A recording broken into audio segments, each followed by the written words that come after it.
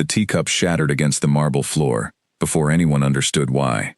Eleanor Ashworth stood frozen in the drawing room, her hand still raised from where it had struck the tray, her mother's voice ringing sharper than the broken porcelain. "You have done it again," said Lady Margaret Ashworth, her face pale with fury and something close to despair. "Mr. Whitcomb has left. He will not return. Do you understand what you have cost this family?" Eleanor's chest rose and fell quickly. She had not meant to argue with the man. She had only corrected him, gently, when he claimed that the earth's tides were caused by the moon's jealousy of the sun. It was such a small thing, a silly thing, he had said, to sound clever in front of her mother. She had simply told him the truth. He was wrong, Mother. You only humiliated him in front of half the county, Lady Ashworth snapped, pressing a hand to her temple. "Eleanor, a man does not wish to marry a woman who proves him a fool at his own dinner table." The silence that followed felt enormous. Eleanor looked down at the shattered cup, its pieces catching the afternoon light like small accusations. Her mother sat down heavily in the chair by the window, the fight going out of her all at once, replaced by something colder and more permanent. When she spoke again, her voice had lost its anger and gained something worse: resignation. "You are too clever for marriage," she said quietly. "No man wants a wife who will not simply agree with him. I have tried, Eleanor. God knows I have tried. But you will end up alone, and I fear there is nothing more I can do to stop it." The words landed like a verdict. Eleanor did not cry. She had learned long ago that tears changed nothing in this house. Instead, she knelt and began gathering the broken pieces of the teacup with careful fingers, as though putting them back together might somehow undo the last 5 minutes. "Then I shall be alone," she said, so quietly she was not sure her mother heard it. "I would rather that than pretend to be stupid for the rest of my life." Lady Ashworth did not answer. She simply stared out the window at the gray October sky, at the long gravel drive where yet another suitor's carriage was disappearing between the hedgerows, taking with it whatever small hope the family had left. Eleanor rose, wiped her hands on her apron, and walked to the window herself. She watched the carriage grow smaller and smaller, until it was only a dark speck against the pale fields, and then nothing at all. It should have hurt more than it did. That evening, Eleanor sat by the fire, in the small library that had once belonged to her father, a room her mother rarely entered, because it reminded her too much of what the family had lost. Books lined every wall, their spines cracked and their pages soft with use. This was the one place in the house where Eleanor felt entirely herself, not too clever, not too sharp, not too anything. Just a woman, among ideas that did not ask her to be smaller than she was. She had grown up in this room. Her father, before his death 6 years earlier, had never once told her that a woman's mind should be quiet. He had taught her Latin at the same table where he taught her elder brother, had let her read every book on his shelves without exception, had laughed, actually laughed, with delight, when she corrected his arithmetic at the age of 9.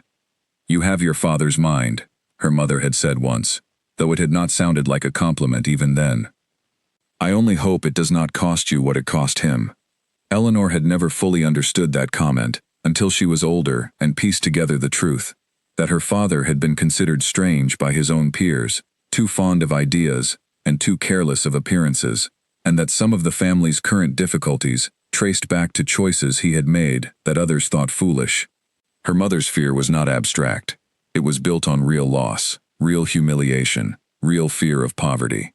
Eleanor understood this even as she resented it. She was 23 years old. In the world she lived in, this made her nearly a spinster already. 5 suitors had come and gone in as many years, each one initially charmed by her looks, for she was handsome, with dark hair and steady gray eyes, and each one eventually retreating, uncomfortable, from her opinions. She had told herself she did not care. Most days, this was even true. The fire popped, sending a small shower of sparks up the chimney, and Eleanor pulled her shawl tighter and reached for the book she had been reading that morning, a worn volume of natural philosophy that had belonged to her father. She lost herself easily in it, the way she always did, the outside world fading until there was only the page and the quiet, steady rhythm of her own thoughts. It was nearly midnight when her elder brother, Henry, found her still there. The fire burned down to embers. "Mother told me what happened," he said, settling into the chair across from her. Henry was 3 years older, kind in his own distracted way, though he had inherited none of their father's love of ideas and all of their mother's practical anxieties. Whitcomb wasn't much of a loss, Nell. He collects insects and believes them to have opinions on the weather. Despite herself, Eleanor smiled. He believed the moon was jealous of the sun. Good Lord. Henry shook his head, then sobered. But Mother is not wrong to worry. We cannot afford 5 more years of this. The estate. I know what the estate can afford, Eleanor said, more sharply than she intended. I am not a child, Henry.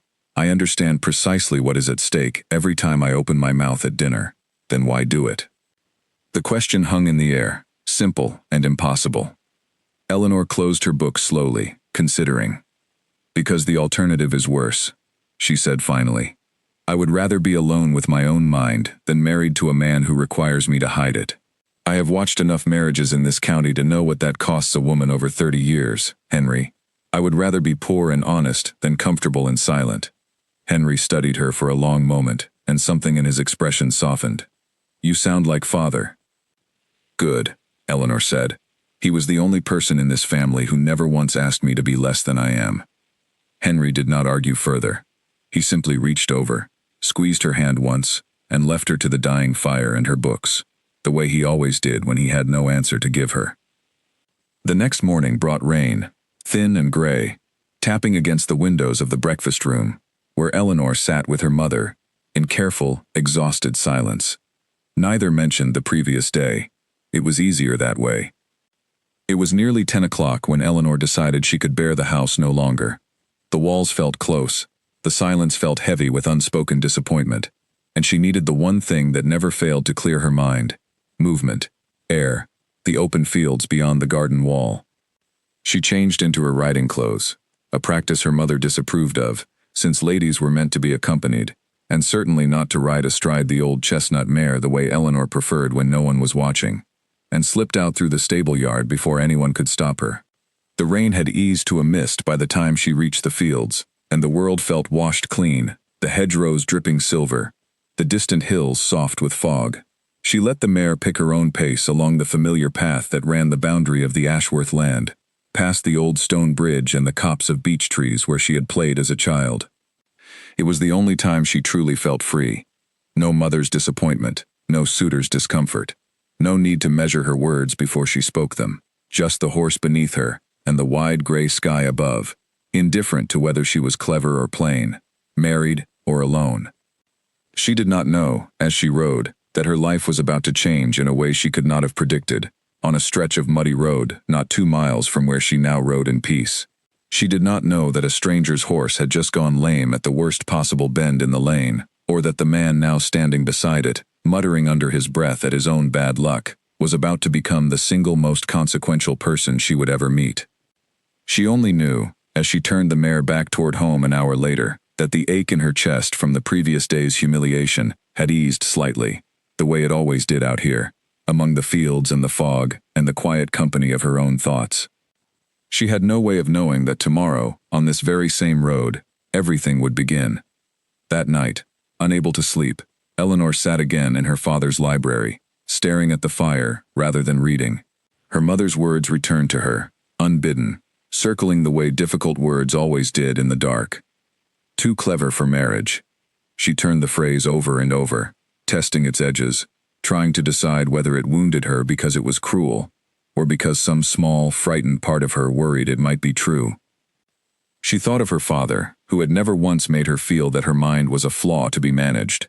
She thought of the 5 men who had come and gone, each retreat a small, quiet confirmation of what the world seemed determined to teach her, that a woman's cleverness was a debt to be apologized for, not a gift to be given freely.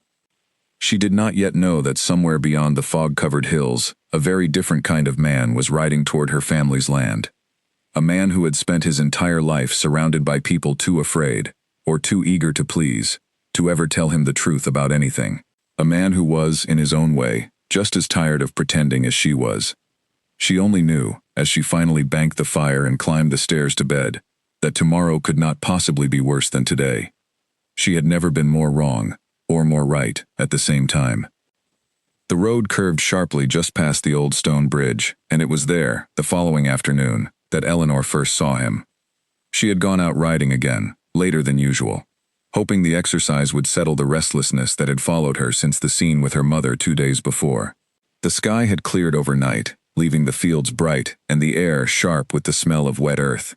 She was thinking of nothing in particular, only enjoying the rhythm of the mare's steps beneath her, when she rounded the bend and saw a man crouched beside a tall gray horse, examining its foreleg with obvious frustration. He was well dressed, though his coat was spattered with mud from the road, and his dark hair had come loose from its ribbon in a way that suggested he had been out far longer than he had planned. He did not look up immediately, too absorbed in the horse's leg, muttering something under his breath that sounded distinctly unkind toward whoever had shod the animal. Eleanor slowed the mare and considered simply riding past. A gentleman in difficulty was not, strictly speaking, her concern, and she had learned that offering help to men she did not know rarely ended well for her reputation. But the horse shifted its weight awkwardly, favoring the injured leg, and something in her would not let her pass a suffering animal without at least looking. "Your horse has thrown a shoe," she said, drawing the mare to a halt a respectful distance away. "Not lame, I think, but it will be, if you ride him further on that road." The man looked up, startled, and for a moment simply stared at her, with an expression she could not quite read. He had a strong, angular face, and eyes that were a peculiar shade of gray-blue, the color of the sky just before rain. He was younger than she had first assumed, perhaps 30, and there was something in his bearing, even crouched in the mud, that suggested a man unused to being surprised. "You are remarkably certain of that from horseback," he said finally. "I am remarkably certain of it because I can see the shoe is missing from his left fore, and because he is standing with his weight shifted away from it, which any horseman would recognize as a sign of pain rather than mere clumsiness."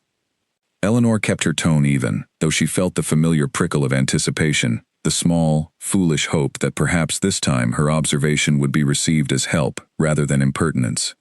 The stranger's mouth curved, just slightly, into something that was not quite a smile, but was not far from one either. "You are entirely correct," he said.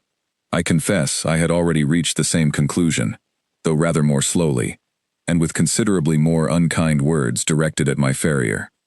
"Your farrier is not present to defend himself," Eleanor observed, "which seems a poor time to criticize him." "An excellent point, and one I shall raise with him directly, the moment I am able to walk that far, which at present appears unlikely." He straightened, wincing slightly as he did, and Eleanor noticed for the first time that his own ankle seemed to be bothering him, perhaps twisted in some earlier misstep. "I don't suppose," he added, "that you happen to know whether there is an inn, a farm, or any dwelling at all, within walking distance, that might offer a fresh horse, or at the very least, a place to sit, that is not this particular stretch of mud." Eleanor considered him for a moment. There was something unusual in his manner, not the practiced charm of the suitors who had come and gone from her mother's drawing room, but a kind of directness, almost blunt, as though he had decided speaking plainly was more efficient than pretending otherwise. She found she did not dislike it. "There is a farm perhaps a mile further along, and my family's house not much beyond that," she said. "I could send someone back with a cart, if you are willing to wait. I would be considerably obliged." He studied her for a moment, something curious in his expression. "Though I confess I am surprised you are willing to offer help to a stranger on a public road. Most young women of sense would have ridden past by now." "Most young women of sense," Eleanor said, "would also not be riding alone on a public road in the first place. So I think we have already established that I am not necessarily governed by what is generally considered sensible." He laughed then, a genuine sound of surprise and delight that seemed to catch him as much off guard as it did her. "No," he said, "I begin to think you are not." They fell into conversation while she considered how best to send for help, and Eleanor found, to her own surprise, that the conversation did not stop. He asked what she had been reading, apropos of nothing, and when she mentioned the volume of natural philosophy from her father's library, he did not smile in that particular indulgent way men often did when a woman confessed to reading anything more serious than a novel. Instead, he asked a real question, a sharp one, about the nature of tides and the moon's influence upon them, and Eleanor answered it fully, without softening her words or watching his face for signs of discomfort. He did not seem discomforted, If anything, he seemed to lean into the conversation, offering a counter-argument she had not considered, one drawn from an essay she did not recognize, and for a quarter of an hour they debated the matter with a kind of energy Eleanor had not felt in longer than she could remember.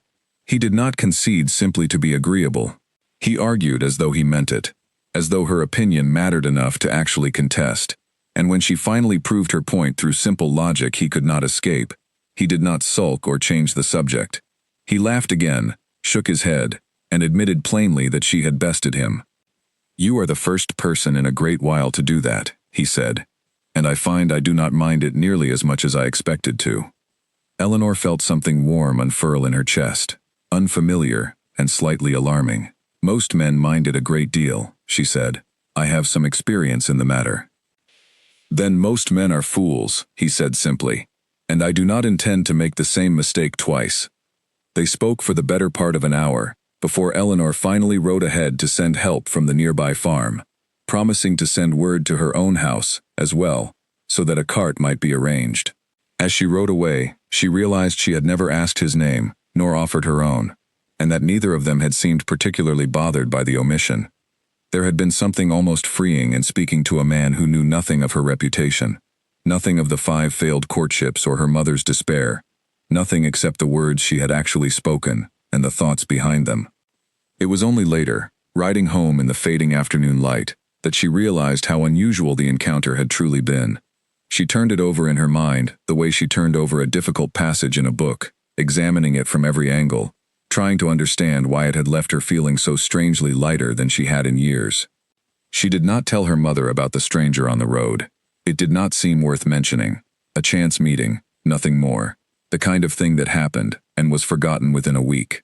She told herself this firmly, several times, as she prepared for bed that night, and found that she did not entirely believe it. The following day, a note arrived at the Ashworth house, delivered by a groom in fine livery, thanking the family for their assistance to a traveler whose horse had gone lame on the road. It was signed only with initials, no title, and Eleanor read it 3 times before setting it carefully aside, telling herself again that it meant nothing at all.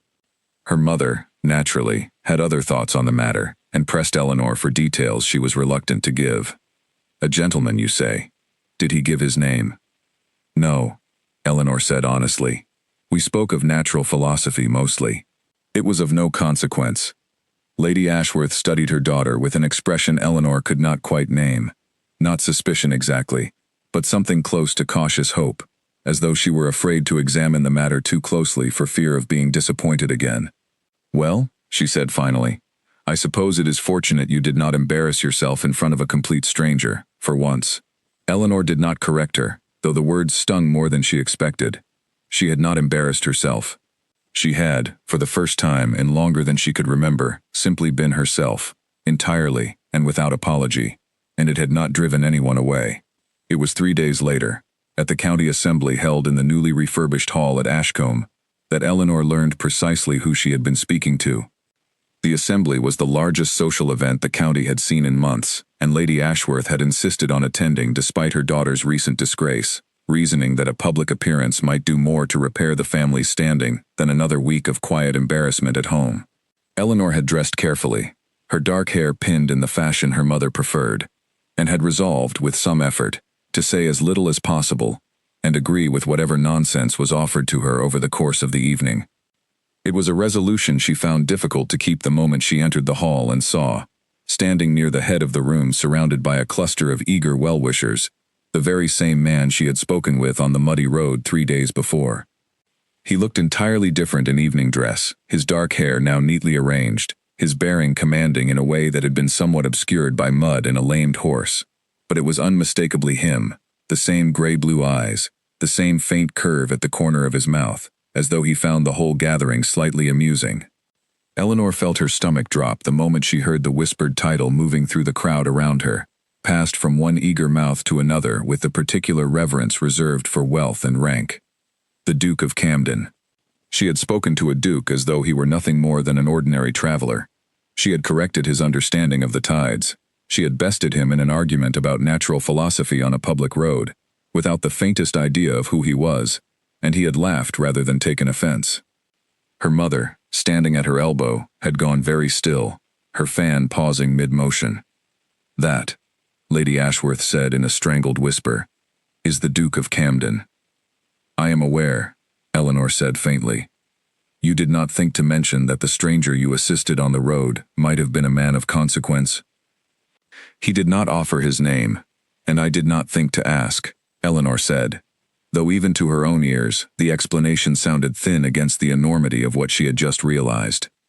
Before her mother could respond, the Duke's gaze swept across the crowded hall and settled, unmistakably, on Eleanor.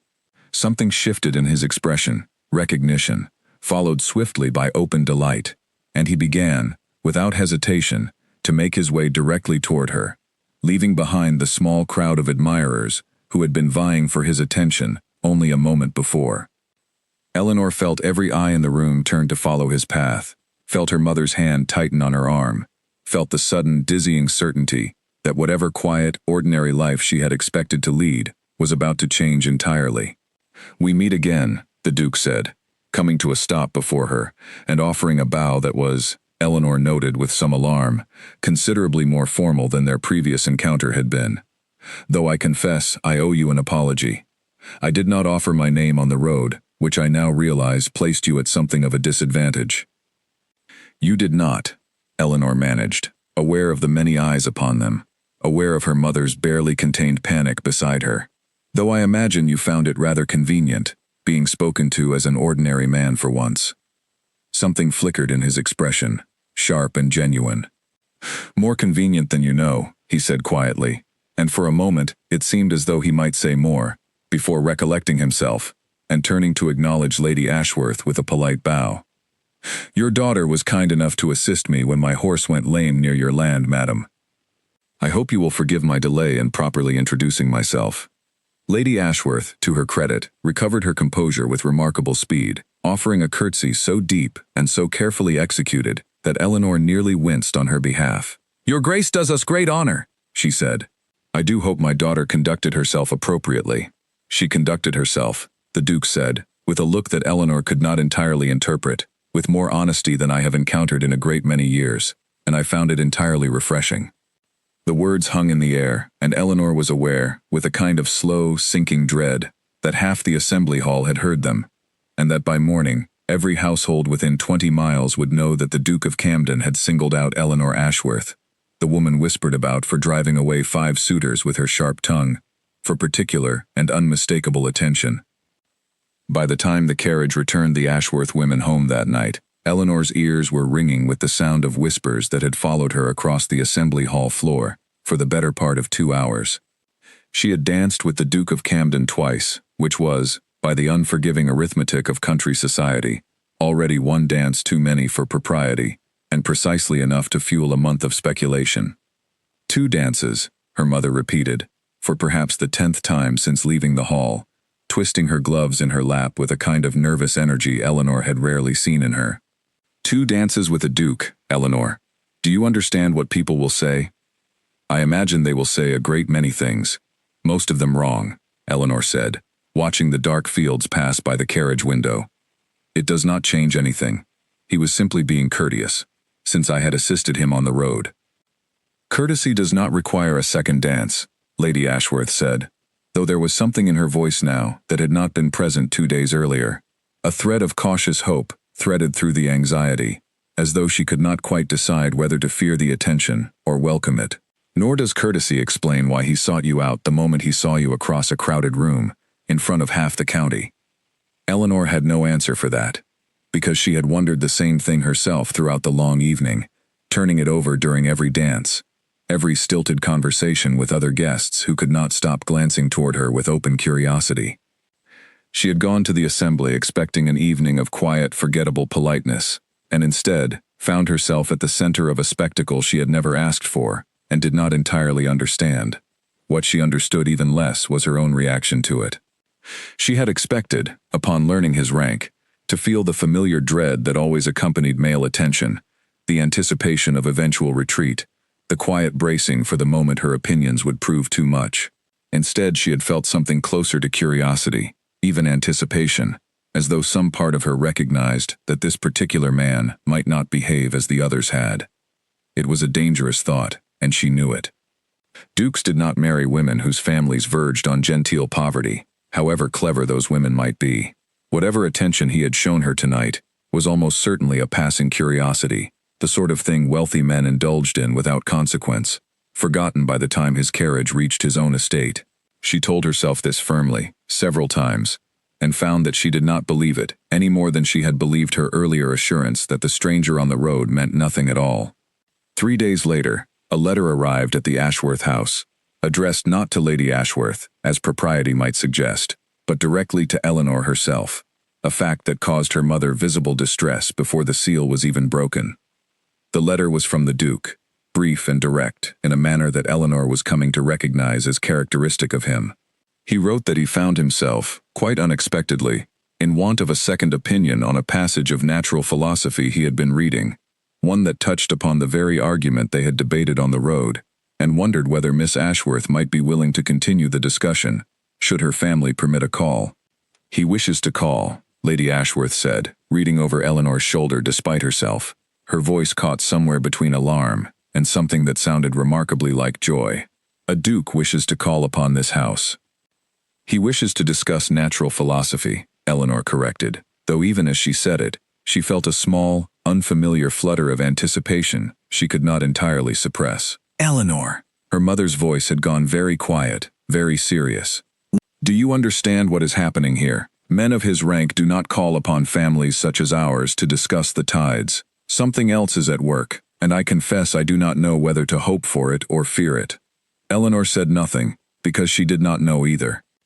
The Duke called 3 days later, arriving in a modest carriage that nonetheless drew the attention of every servant and half the neighboring households, all suddenly finding urgent reasons to be near enough to the Ashworth Drive to observe his arrival. He was shown into the small drawing room, where Lady Ashworth had arranged for tea to be served with a care that bordered on desperation, every cushion straightened twice, every teacup checked for the smallest imperfection. The Duke, for his part, seemed entirely unbothered by the modest surroundings, settling into a chair with the easy comfort of a man who had learned long ago that grandeur mattered less to him than genuine conversation. He inquired politely after Lady Ashworth's health, complimented the house with what seemed to Eleanor like genuine sincerity, rather than practiced flattery, and then, within a quarter hour, turned the conversation directly to Eleanor, with the same unhesitating directness he had shown on the road. "I have been thinking about our conversation," he said, "and I find I cannot let the matter rest. You made an argument regarding the tides that I have not been able to satisfactorily counter, despite considerable effort, and I confess, it has become something of an obsession."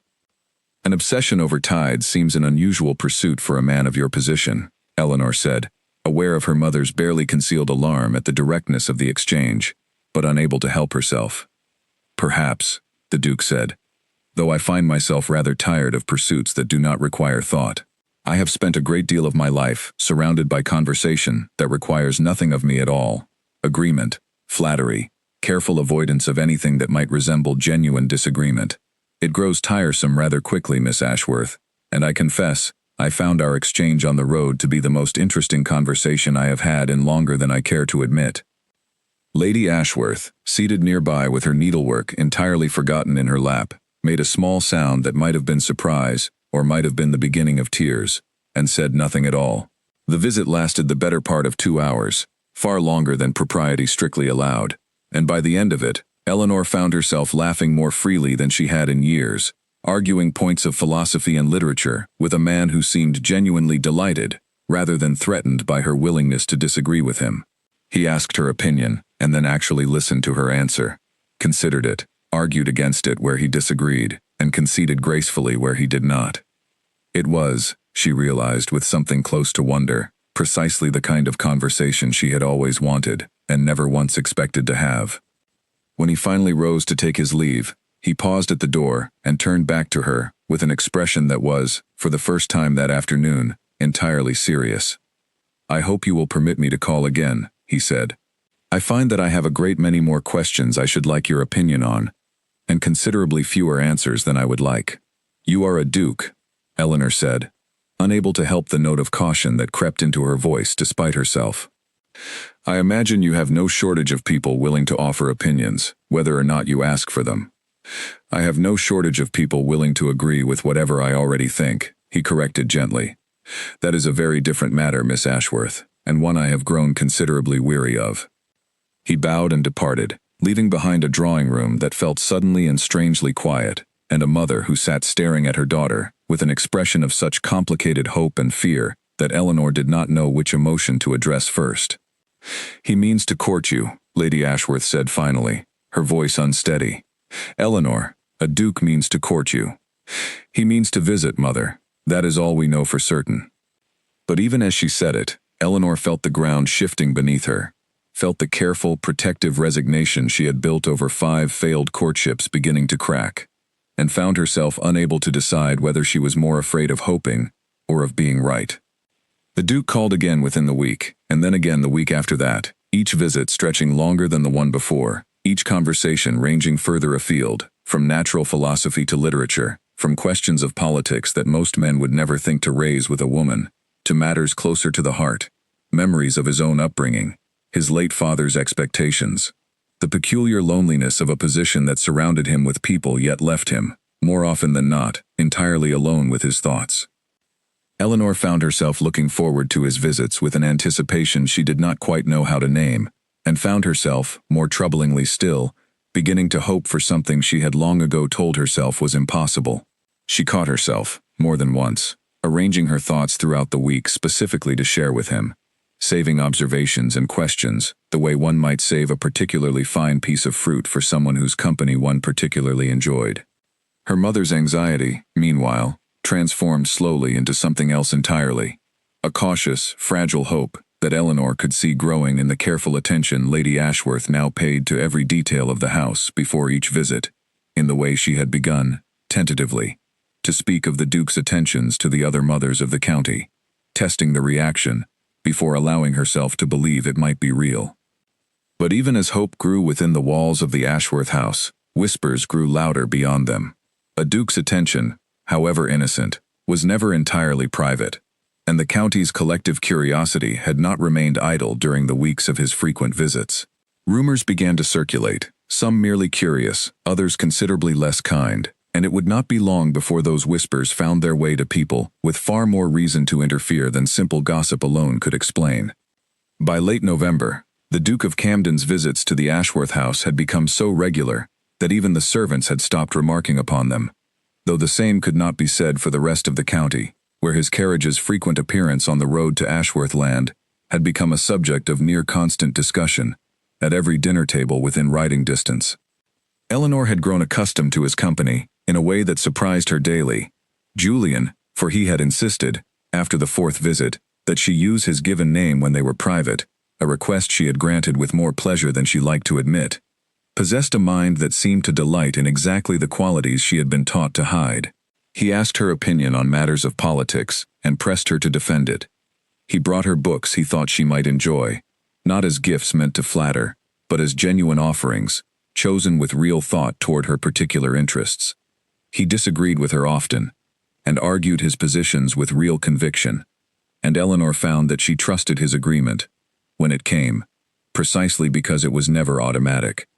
"You argue as though you expect to win," he told her one afternoon, as they walked the garden path behind the house, her mother trailing at a discreet distance that had grown steadily more relaxed with each visit. "Most people argue as though they expect to lose, and soften their words in advance to cushion the disappointment. You do not do that." "Should I?" Eleanor asked. "It seems a poor way to have a conversation, if one has already decided the outcome before it begins." "No," Julian said, and there was something warm and certain in his voice that made her chest tighten pleasantly. "I find I have grown rather tired of conversations with predetermined outcomes.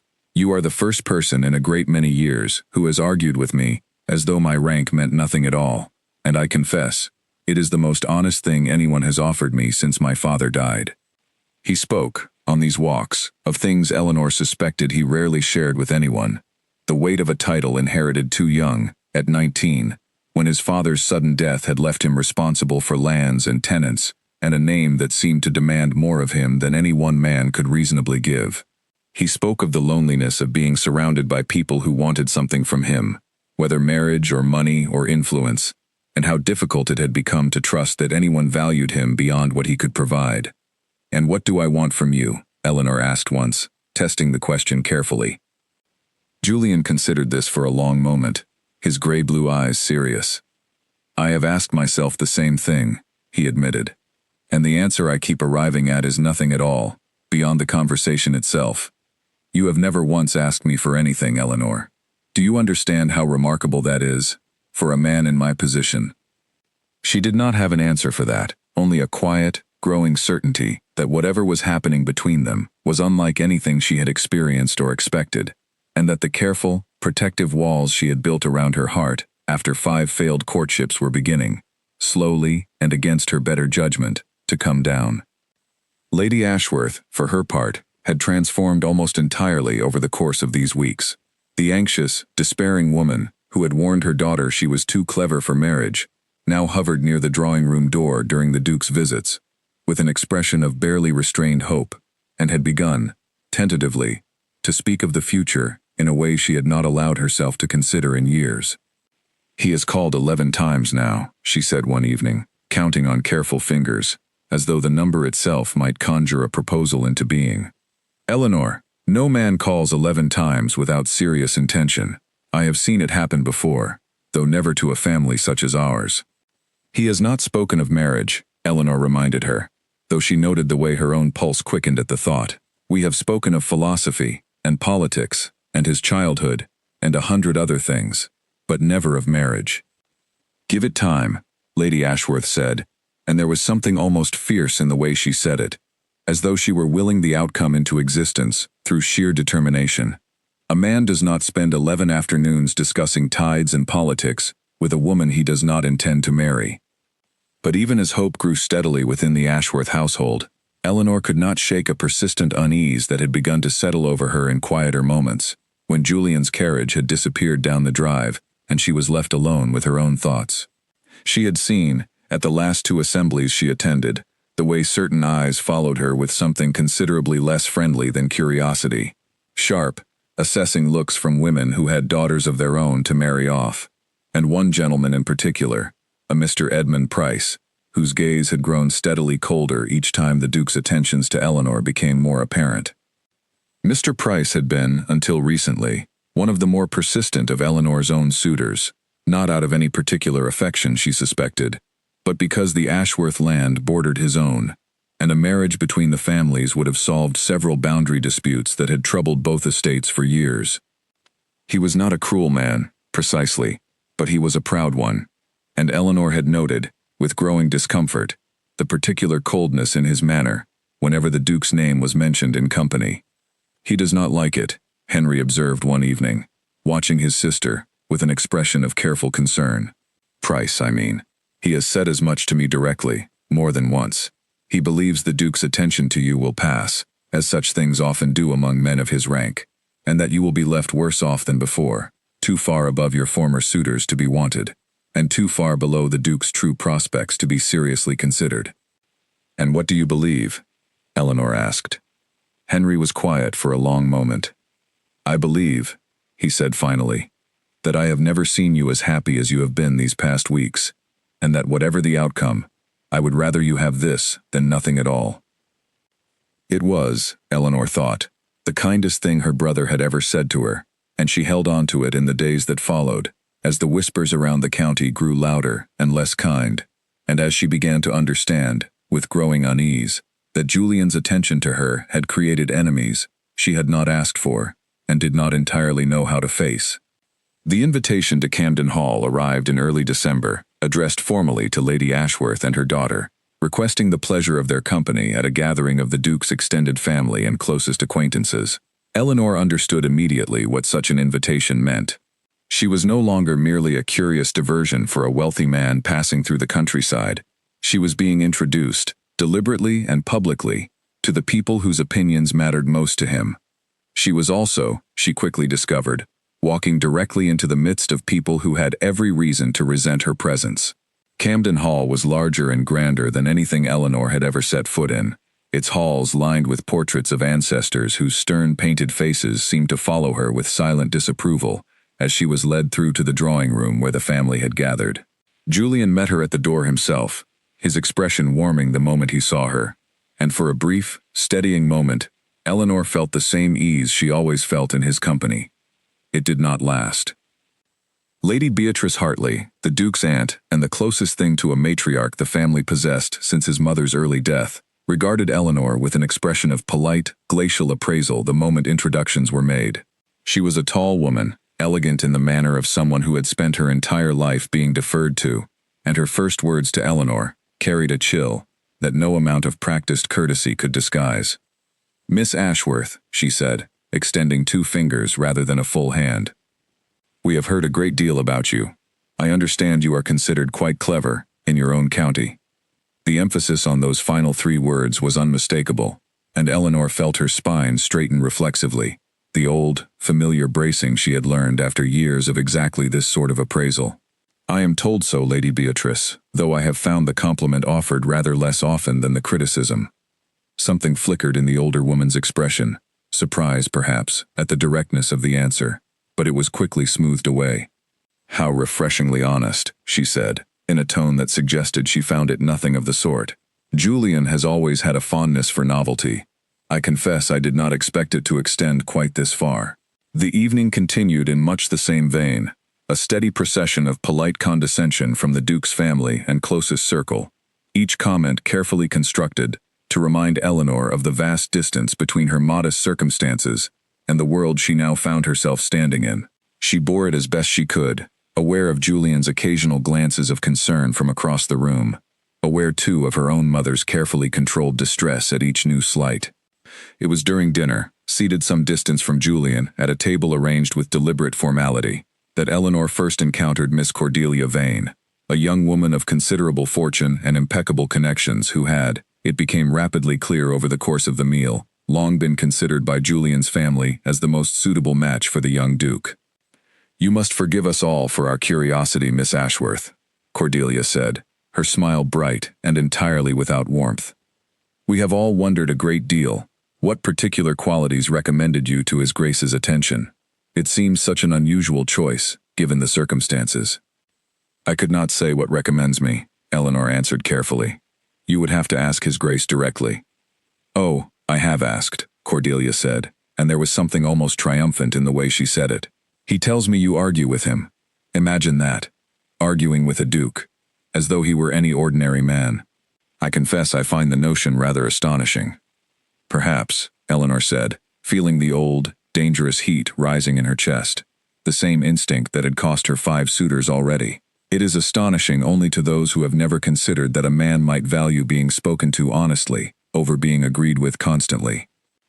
A ripple of silence moved through those nearby who had overheard the exchange, and Eleanor saw, from the corner of her eye, her mother's hand tighten around her wine-glass.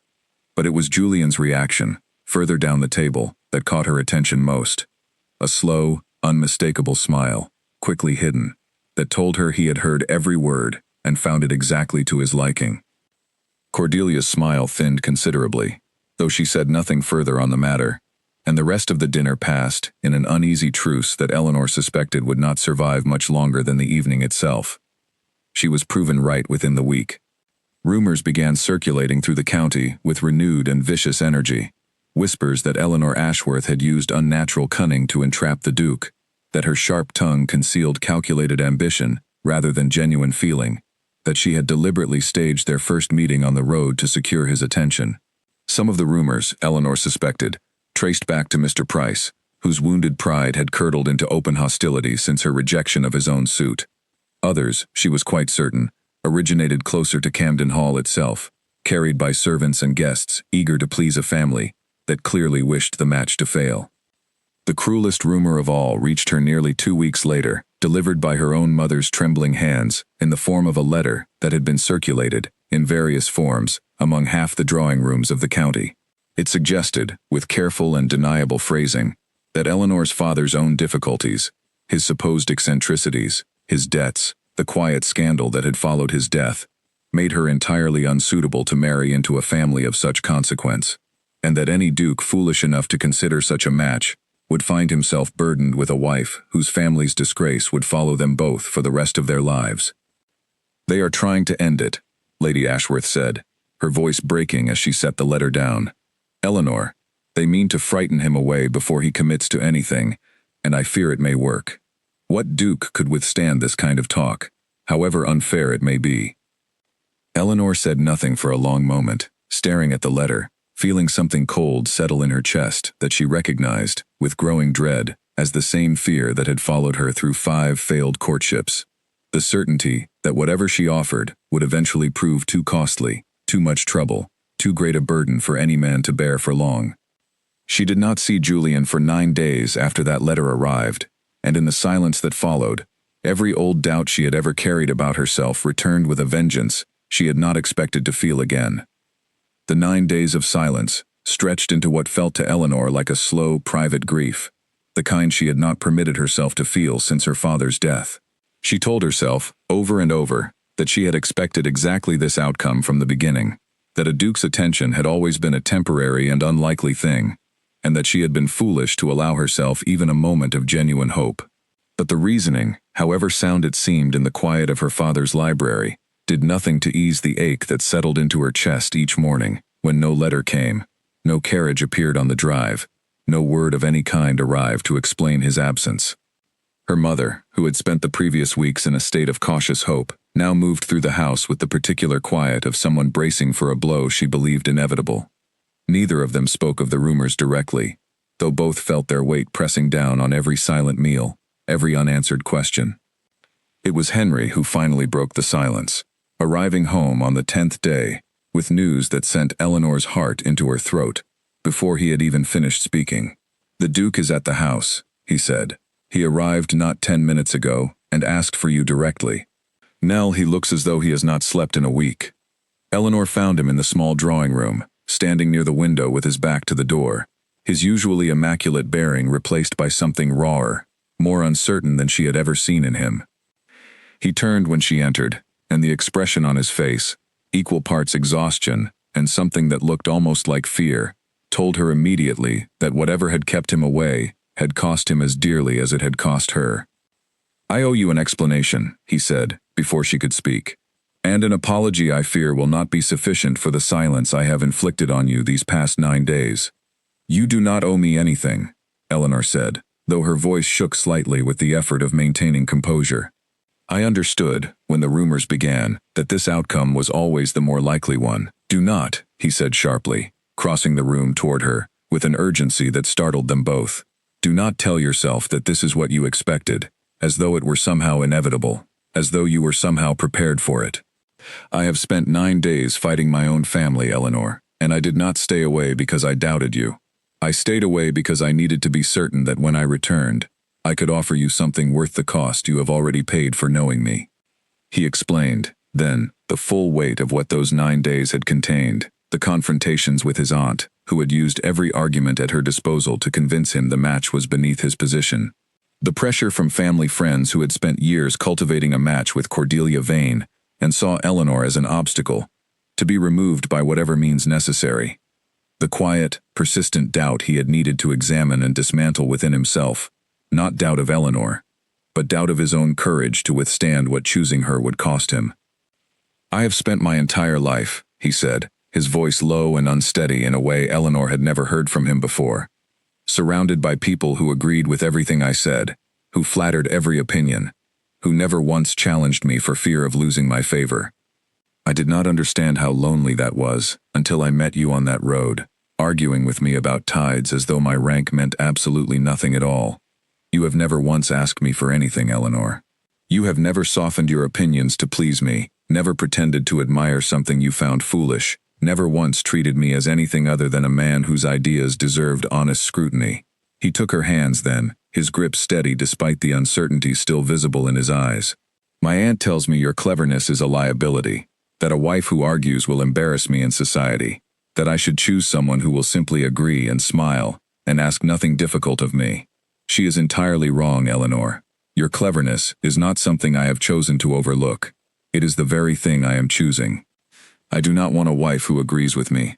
I want a partner who will tell me when I am wrong, who will argue with me at my own dinner table, who will never once pretend to be smaller than she is simply to make me comfortable. Eleanor felt something break open in her chest, some old and carefully guarded wound finally given permission to heal.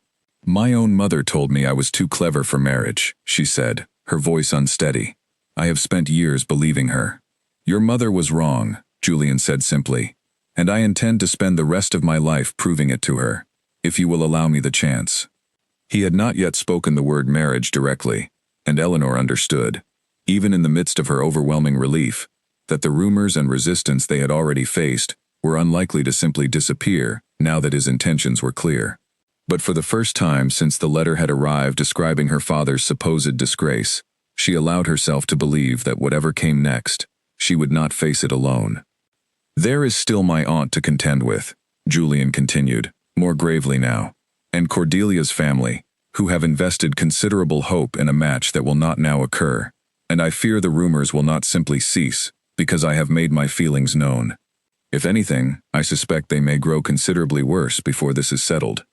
I am not afraid of rumors, Eleanor said, though even as she said it, she felt the familiar tightness of doubt in her chest. I have survived them before.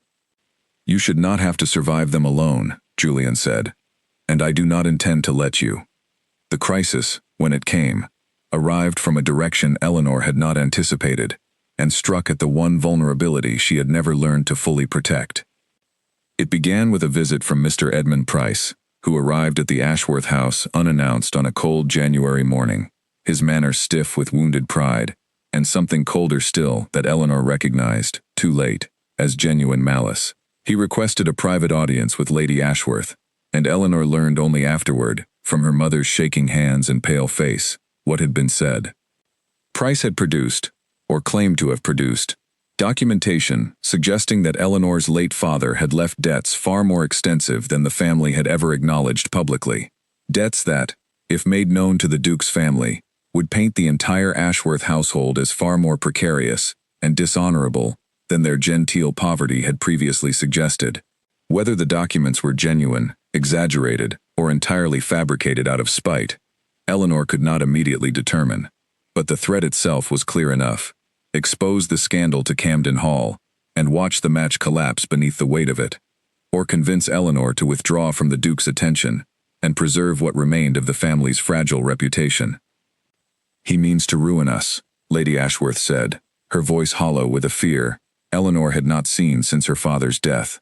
Eleanor, if this reaches Lady Beatrice, if it reaches the wider society, before Julian has made any formal commitment, it will not merely end the match. It will end any hope Henry has of a good marriage himself, any hope this family has of holding what little standing we have left. Eleanor sat with the weight of this for a long, terrible night, turning the problem over from every angle, the way she turned over difficult passages in her books, searching desperately for some argument, some solution that did not require sacrificing either her family's fragile security or the future she had only just begun to believe might be hers. By morning, she had reached a decision that felt like tearing something vital out of her own chest. She did not send for Julian. Instead, she wrote him a letter. Brief, deliberately cold, the kind of letter designed to wound quickly and cleanly, rather than draw out a longer pain. She wrote that she had reconsidered the wisdom of their continued acquaintance, that the differences in their circumstances had become too apparent to ignore, that she believed it best for both their sakes if he directed his attention elsewhere, toward a match more suited to his position and less likely to bring further difficulty upon his family's name. She told herself, as she sealed the letter, that she was protecting him from a scandal, not of his making, protecting her own family from complete ruin, making the only choice available to a woman, with no real power of her own, in a world built entirely around men's decisions. She told herself this was strength, not cowardice, though the distinction felt increasingly difficult to locate as the days that followed brought no response at all. The silence this time was different from before. It was not confusion or uncertainty. It was, Eleanor understood with growing despair, the quiet acceptance of a rejection she herself had constructed, brick by careful brick, in a single desperate night. Henry found her 3 days later in their father's library, staring at a book she had not turned a single page of in over an hour. "You have made yourself miserable," he said simply, settling into the chair across from her. And for what, Nell? To protect us from a scandal that Price himself likely fabricated out of spite, because you would not have him? I could not risk it, Eleanor said, her voice thin. If the Duke's family learned of Father's debts before any commitment was made, it would ruin everything. His standing, our name, your own prospects. And so instead, Henry said gently, you have ruined the one thing that might have actually mattered, based on a threat we have not even confirmed is true, made by a man whose only real grievance is that you refuse to marry him for his convenience, rather than your own happiness. Eleanor said nothing, because she did not have an answer that did not sound, even to her own ears, like the same fear that had governed every decision of her adult life. The fear that her own worth was conditional, that love and security could not coexist for a woman like her, that any happiness she reached for would eventually cost more than she could afford to pay. You have spent your whole life being told your cleverness would cost you marriage, Henry said quietly. And now, faced with the first man who ever valued that cleverness rather than fearing it, you have driven him away yourself, before he even had the chance to prove Mother wrong. Do you not see the cruelty in that, Nell? Not from society, not from Price, not from anyone else. From yourself. The words struck harder than any of Price's threats had managed, because Eleanor recognized, with a slow and devastating clarity, that her brother was entirely right. She had spent years believing her cleverness would eventually cost her every chance at happiness, and in the moment that belief was finally tested by real danger rather than mere fear, she had proven it true with her own hand, before anyone else had the chance to. She sat with that realization, long into the night, the fire burning low, her father's books silent witnesses around her, and understood at last that the choice she had made from fear was not the same as the strength she had always prided herself on. Somewhere beyond her own doubts, a decision was waiting to be unmade, if she still had the courage to attempt it. The morning Eleanor decided to undo her own mistake, snow had begun to fall over the Ashworth fields, soft and silent, blanketing the same road where she had first met Julian months before. She dressed quickly, ignoring her mother's startled questions, and rode out alone toward Camden Hall, with a determination that left no room for her usual caution. She arrived cold and windswept, her composure considerably less polished than she would have liked, and was shown into a drawing room where Lady Beatrice sat, with an expression of open surprise at the unannounced arrival. But it was not Lady Beatrice. Eleanor had come to see, and when Julian entered a moment later, drawn by the commotion of her arrival, she did not wait for proper greetings or careful words. I lied, she said, before he could speak, before her own courage could fail her again. In my letter, I did not write to you because our circumstances had become too different to overcome. I wrote to you because Mr. Price threatened to expose old debts of my father's to your family, and I was afraid of what that exposure would cost you, cost my family, cost everything we had only just begun to build. I made the decision from fear, and I called it strength, and I was wrong to do either. Julian stood very still, something complicated moving across his face, surprise, and beneath it, a slow-building relief he did not immediately try to hide. You believed a threat from a rejected suitor was more dangerous to me than losing you, he said quietly. I believed, Eleanor said, that I had no right to risk your family's name, your standing, everything you have built, for the sake of my own happiness. I have spent my whole life being told that my cleverness would cost me every chance at love, and when the moment finally came to test whether that was true, I proved it myself before anyone else had the chance to. Eleanor. Julian crossed the room and took her hands, cold from the ride, in his own. Do you understand what you are to me? I do not care what debts your father left, real or invented by a bitter man's spite. I do not care what my aunt thinks suitable, or what society whispers about a duke who chooses a clever, honest woman over a fortune and a title of her own. I have told you before, and I will tell you as many times as it takes until you believe it entirely. Your mind is not a flaw I am willing to overlook. It is the very reason I love you. The words settled between them, spoken plainly and without hesitation, and Eleanor felt every careful wall she had built over years of disappointment finally give way entirely. I love you, Julian said again, more firmly this time, as though testing the shape of the words and finding them exactly right. I have loved you since you corrected my understanding of the tides on a muddy road, and I have not stopped loving you for a single day since, including the 9 days I spent fighting my own family for the right to choose you, and including the 3 days you spent trying to convince yourself I would be better off without you. I do not want a wife who is smaller than herself to make my life easier. I want you, precisely as you are, arguments and all." Lady Beatrice, who had remained in the room throughout this entire exchange, with an expression of increasing discomfort, finally rose and cleared her throat. "I believe," she said stiffly, "that perhaps I have misjudged the matter. Miss Ashworth's honesty, however unconventional, appears to be precisely what my nephew requires, and I confess, I have rarely seen him speak with such conviction about anything at all." It was not quite an apology, but Eleanor understood it as the closest thing to one Lady Beatrice was likely to offer, and found she did not need it nearly as much as she once might have. What followed was neither simple nor immediate. Julian confronted Mr. Price directly within the week, and whatever was said between them, Eleanor never learned the full particulars, though Henry hinted darkly that it involved both legal and financial consequences Price had not anticipated. The threats regarding her father's debts evaporated as quickly as they had appeared, revealed, as Henry had suspected, to be largely exaggerated fabrications, born of wounded pride rather than genuine fact. The formal announcement came at the county's midwinter assembly, the same hall where Eleanor had first learned Julian's true identity months before. He made no secret of his intentions this time, requesting the attention of the assembled guests with a directness that left no room for doubt, and declared, before the entire county, his intention to marry Miss Eleanor Ashworth, a woman whose honesty and cleverness he considered the greatest gift he had ever been offered. Lady Ashworth, standing beside her daughter as the announcement was made, wept openly, though whether from joy or the sheer disbelief of having been so thoroughly proven wrong, Eleanor could not entirely say, and did not think it mattered.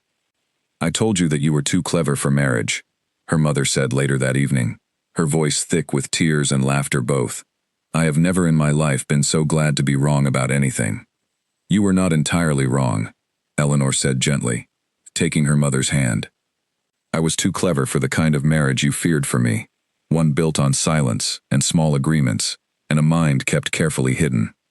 But I was never too clever for a marriage built on honesty, Mother. I simply had not yet found the man willing to offer me one." They were married the following spring, in a ceremony considerably grander than anything the Ashworth family had ever imagined possible, attended by county neighbors who had once whispered behind their fans about Eleanor's sharp tongue, and now competed to claim they had always seen her particular qualities as a virtue rather than a flaw.